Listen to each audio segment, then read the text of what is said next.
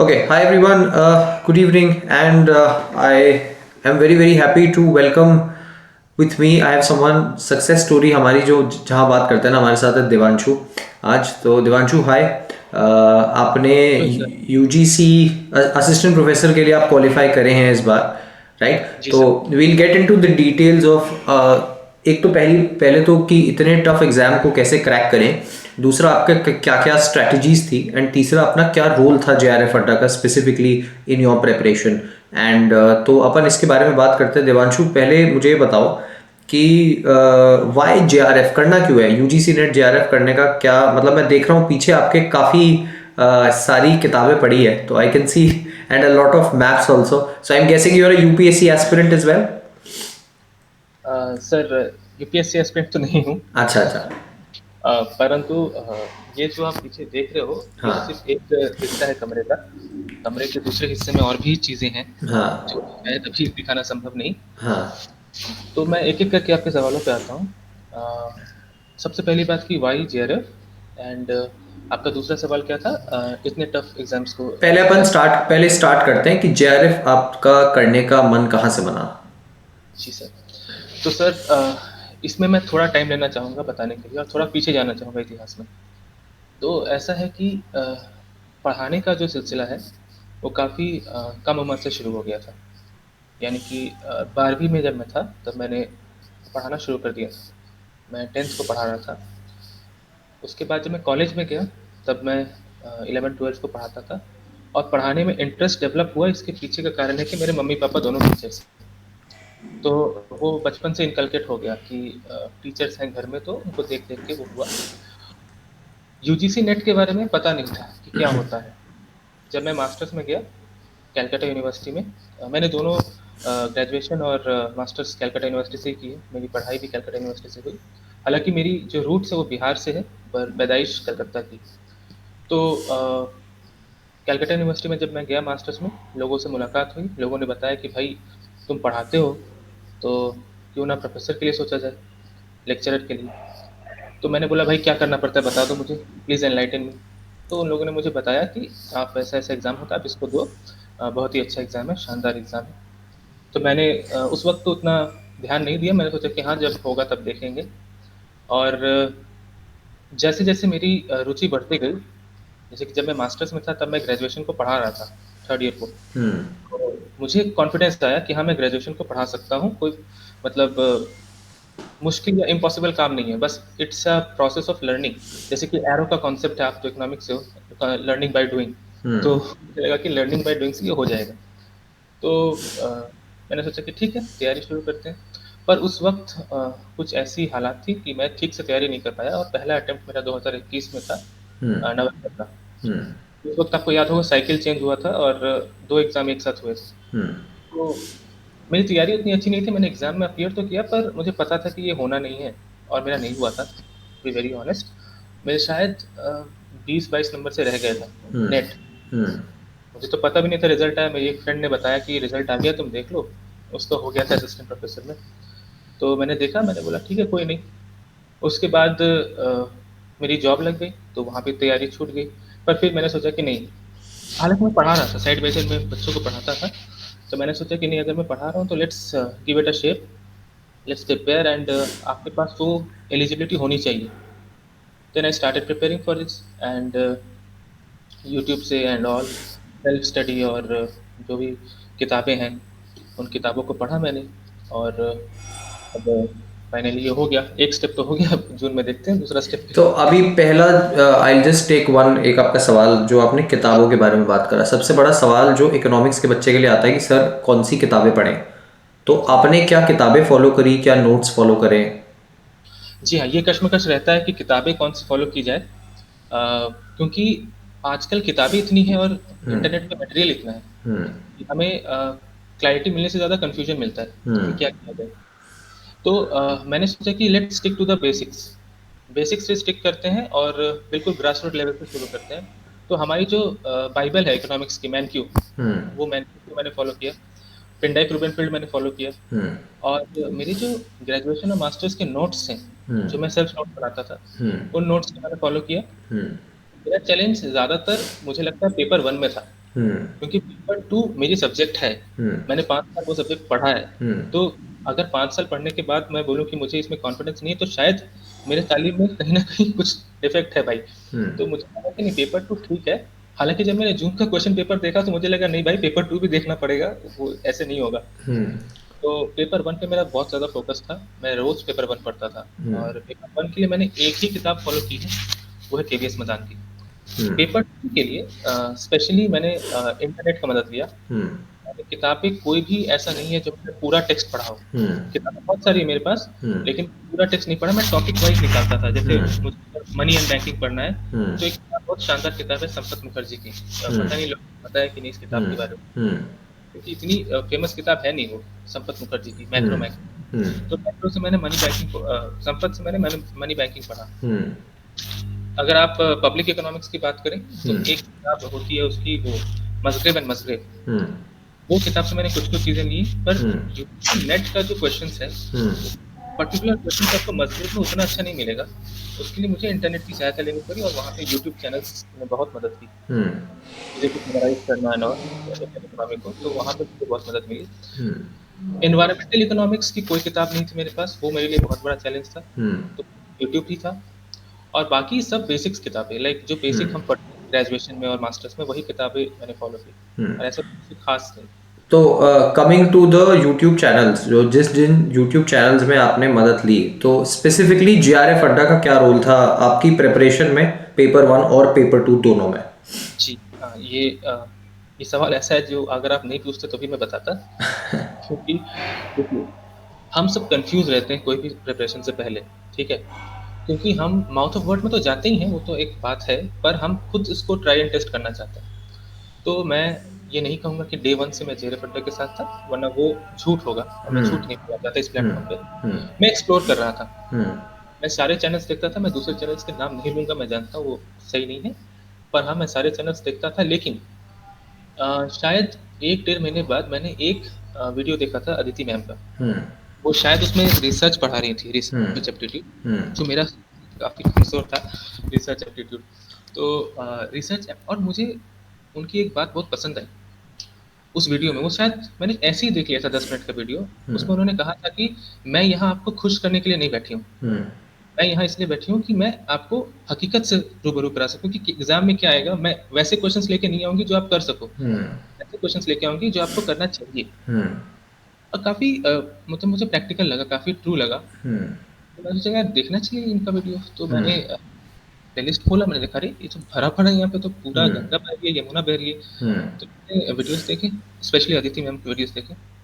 Research aptitude हो गए या लॉजिकल रीजनिंग हो गया, तो मुझे काफ़ी अच्छा लगा।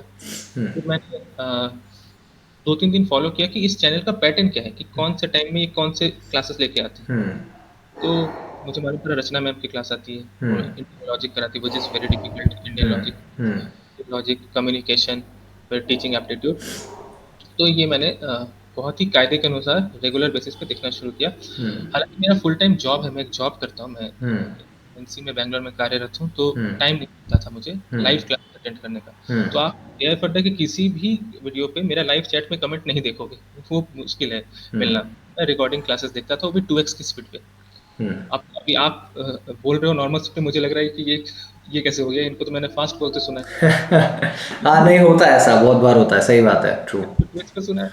तो मैंने वो पैटर्न देखना शुरू किया, फिर मैंने रिकॉर्डिंग्स देखना शुरू किया और नोट्स बनाना शुरू किया वहीं से। मेरे नोट्स जेआरएफ अड्डा के हैं। मैं हम्म। बहुत ही ऑनेस्टली यहाँ पे खुलेआम बोलता हूँ हम्म। कि मेरे नोट्स जेआरएफ अड्डा के हैं। हम्म। और आप शायद थोड़े लेट जॉइन किया था आपने जेआरएफ अड्डा, सितंबर में। बीच में। हम्म। हाँ, हम्म। एग्ज़ैक्टली मंथ मुझे याद नहीं, पर शायद 1-2 महीने बाद, if I hmm. Am not wrong, please hmm. Correct me if I am wrong. हाँ, हाँ। हाँ, तो आपका एक वीडियो आया था कि आप क्लास लेने वाले हो, और आपका क्लास शायद शाम को 7 बजे होता था। 7 बजे होता है जी। तो वो टाइम मेरे लिए फ़ीज़िबल नहीं था। हम्म। तो फिर मैंने क्या बोलते हैं, आपका रिकॉर्डिंग क्लासेस देखा। हम्म। शायद एक इंडियन इकोनॉमी का क्लास लिया था, हम्म। जिसमें पूरा सब कुछ कवर्ड था। हम्म। वो मैंने देखा, मुझे काफ़ी अच्छे लगे, मतलब मुझे इनसाइट्स अच्छे लगे, क्योंकि इंडियन इकोनॉमी याद करने की चीज़ें हैं, पर उसका इनसाइट्स मुझे अच्छे लगे। और फिर जब आपने स्पेसिफिकली जो पास्ट ईयर क्वेश्चंस आपने कराए थे, हम्म। ट्रेड के हो गए, फिर शायद पब्लिक फाइनेंस के भी आपने कराया था, हम्म। जो भी क्लासेस आपने किए थे वो मैंने 2x की स्पीड पे सब देख डाला। तो ये बहुत ही इम्पोर्टेंट रोल है मेरे लिए, और आपको थैंक यू सर। और ये सब कुछ मिला जुला के एक कह सकते हैं एक पकवान मेरे सामने था, जिसको मैंने शिद्दत से एक्सेप्ट किया। हम्म। और ऑफकोर्स अगर मैं ये बात कहूँ कि जेरेफ अड्डा का रोल नहीं है तो मैं झूठ बोलूँगा। हम्म। जेरेफ अड्डा का बहुत बड़ा रोल है हम्म। पेपर टू में। तो हम्म। या it has been a blessing for me, जेरेफ अड्डा है। तो अच्छा, अभी मैं ये बात आपको बोलूं कि अब आप जून में प्रिपेयर करने वाले हो, you are qualified now for the assistant professor, अब आपका टारगेट है जेआरएफ। जेआरएफ का अगर आपका टारगेट है, क्या डिफरेंट करना चाहोगे जो पिछली बार करा था? क्या गलतियां आपको दिसंबर के अटेम्प्ट से मिली है? क्योंकि खासकर कि इस बार जो पेपर आया वो मतलब ऐसा था कि पिछली बार कभी देखा नहीं गया था ऐसा पेपर। तो जी हाँ। क्या चेंज इन पैटर्न, क्या चेंज इन स्ट्रैटेजी रहने वाला है आपका? जी, ये मुझे लगता है बहुत इम्पोर्टेंट सवाल है कि हम अपनी गलतियों से उसको सीखें। गलतियों से सीखते हैं हम लोग, दैट्स वेरी इंपॉर्टेंट, पर उसको करना पड़ता है, इम्प्लीमेंट करना पड़ता है। तो मुझे लगता है पेपर वन में जो 2 यूनिट है जहाँ पे मुझे थोड़ा-सा फ़ोकस करने की ज़रूरत है। एक है हायर एजुकेशन, हम्म। और एक है जो सबके लिए होता है, मुझे लगता है पीपल डेवलपमेंट एंड एनवायरनमेंट। हम्म। क्योंकि ये इतना वास्ट है, हम्म। और चाहे आप न्यूज़पेपर कटिंग्स पढ़ लो या कुछ भी कर लो, क्वेश्चन कहाँ से आएगा आपको कुछ पता नहीं होता है, कहीं हम्म। से भी डाल देता है। हम्म। तो ये तो एक हुआ। बाकी यूनिट्स में अगर आपके कंसेप्ट क्लैरिटी है तो शायद आप चीज़ों को सँभाल लोगे। Hmm. Coming to economics paper 2 yes, जैसे कि आपने कहा ये भाई पेपर इस बार कहाँ से था, मतलब पसीने छूट गए थे एग्ज़ाम हॉल में कि भाई ये क्या पूछ रहे हैं। मुझे लगता है कि मॉक्स लगाना बहुत ज़रूरी है। हम्म। कि पेपर लेंदी आ रहा है, हम्म। आपकी रीडिंग अच्छी होनी चाहिए कि आप एक बार में चीज़ों को पढ़ के कॉम्प्रिहेंड कर सकें। हम्म। अक्सर क्या होता है कि क्वेश्चन हम एक बार पढ़ते हैं, दूसरी लाइन पे जाते हैं, पहला लाइन भूल जाते हैं, फिर हम्म। तीसरा लाइन पढ़ना पड़ता है, उसमें टाइम बहुत वेस्ट होता है। तो मुझे लगता है रीडिंग फास्ट होनी चाहिए और कॉम्प्रिहेंड करने की जो एबिलिटी है वो थोड़ी डेवलप होनी चाहिए। हम्म। और कुछ टॉपिक्स हैं जिस पे मैं पर्टिकुलरली फोकस करना चाहूँगा इकोनॉमिक्स में, क्योंकि मैंने देखा पैटर्न कि जून में इंडियन इकोनॉमिक्स से उन लोगों ने ऑलमोस्ट 40 क्वेश्चंस पूछ डाले। हम्म। इस वाले में मैथमेटिक्स से पूछ डाले। हम्म। 10 टोटल है, तो मैंने हिसाब लगाया कि प्रेडिक्ट करना मुश्किल है कि अगली बार शायद एनवायरनमेंट से डाल दें 50 क्वेश्चन। हम कुछ नहीं कह सकते, या एनवायरनमेंट से डाल देंगे तो कैसे करेंगे? एनवायरनमेंट तो हम उतना रिसोर्सेज भी नहीं है। हम्म। ये तो करना मुश्किल है कि आप सभी यूनिट्स को डीप में पढ़ो, क्योंकि 6 महीने में हम्म। प्रैक्टिकल ही नहीं है, क्योंकि आपको पेपर 1 भी देखना है। तो मेरा ख्याल है कि आपको हर टॉपिक में क्या है कि एक मतलब 3 लेवल बना लेने चाहिए। Level 1, level 2, level 3। फिर आपको देखना चाहिए कि कौन-कौन से टॉपिक में आप लेवल 3 में ऑलरेडी हो, हम्म। कौन-कौन से टॉपिक में आप लेवल 2 पे हो, और कौन-कौन से टॉपिक में आप लेवल 1 पे हो। जिसमें आपको लगता है आप लेवल 1 पे हो, उस पे आप ज़्यादा टाइम दो। हम्म। जिस पे आपको लगता है कि आप लेवल 3 पे हो, हम्म। उसको आप मॉक्स लगाओ, उस टॉपिक के क्वेश्चंस करो ताकि आपकी क्लैरिटी बढ़े, आपका हम्म। कॉन्फिडेंस बढ़े। हम्म। तो मेरी अप्रोच वो रहेगी कि मैं हम्म। चीज़ों को पढ़ने से ज़्यादा सॉल्व करने में ध्यान दूँगा, क्योंकि पढ़ा हुआ मेरा है ऑलरेडी, अब मुझे क्वेश्चंस लगाने हैं। क्वेश्चंस लगाऊँगा, और वही है कि रीडिंग एबिलिटीज़ को इम्प्रूव करना ताकि मैं चीज़ों को पढ़ सकूँ, बड़े क्वेश्चंस को पढ़ के एक बार में एनालाइज़ कर सकूँ, वही सही चीज़ है। नहीं, ये बहुत इंपॉर्टेंट चीज़ है कि आपने बोला ना कि यूनिट को डेप्थ में करना है और लेवल वाइज करना है। मेरा जी, सजेशन स्टूडेंट्स के साथ ये है कि आपको अगर हर यूनिट को कवर करना है तो जैसे इन्होंने बोला लेवल, अब मैं इसका थोड़ा डिस्टिंक्शन भी बता देता हूँ किस तरीके से आपको लेवल वाइज करना है।